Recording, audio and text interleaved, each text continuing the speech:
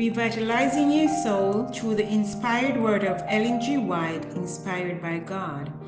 This is your daily manna coming to you from Eden's Nutritious Streets. Beloved, I wish above all things that thou mayest prosper and be in health, even as thy soul prospereth. For January 22nd, 2025. This reading is coming to you from Healthful Living by Ellen G. White. Drinking at meals. Taken with meals, water diminishes the flow of the saliva glands, and the colder the water, the greater the injury to the stomach. Ice water or ice lemonade drunk with meals will arrest digestion until the system has imparted sufficient warmth to the stomach to enable it to take up its work again. Food should not be washed down. No drink is needed with meals. Eat slowly and allow the saliva to mingle with the food. The more liquid there is taken into the stomach with the meals, the more difficult it is for the food to digest. For the liquid must be first absorbed. Hot drinks are debilitating, and besides, those who indulge in their use become slaves to the habit. Do not eat largely of salt.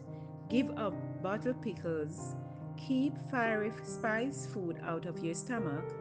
Eat fruit with your meals, and the irritation which calls for so much drink will cease to exist. But if anything is needed to quench thirst, pure water, drunk some little time before or after a meal, is all that nature requires. Water is the best liquid possible to cleanse the tissues. Liquid foods. Taken in liquid state, your food would not give a healthful vigor or tone to the system. But when you change this habit and eat more solids and less liquids, your stomach will feel disturbed.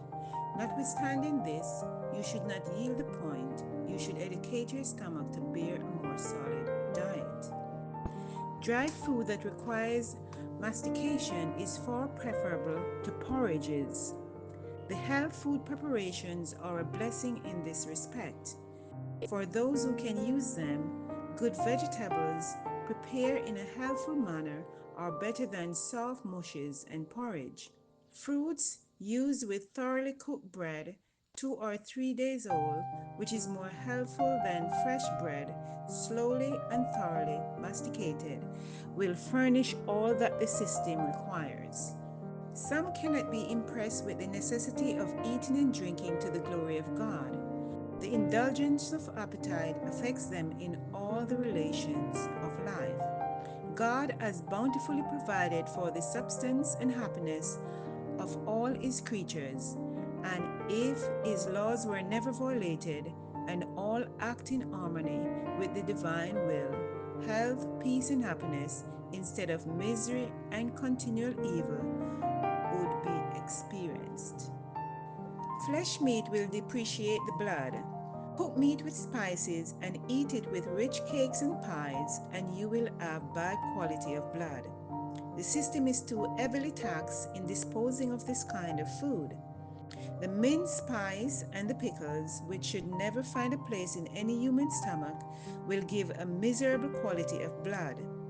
And a poor quality of food, cooked in an improper manner and insufficient in quantity, cannot make good blood. Flesh, meats, and rich food, and an impoverished diet will produce the same result. I therefore beseech you to be hearers as well as doers of the Word of God and the inspirational pen of Ellen G. White. Be sure to listen tomorrow for another Daily Manna coming to you from Eden's Nutritious Street. Thank you for listening. That thou